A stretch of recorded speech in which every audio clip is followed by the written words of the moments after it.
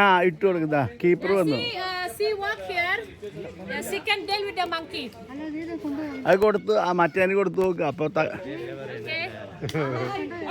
ആ അടുത്ത് കൊടുത്തോണ്ട് പോയി.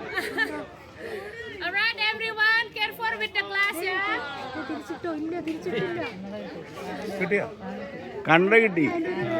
50,000 കൊടുത്തോളൂ. അതെ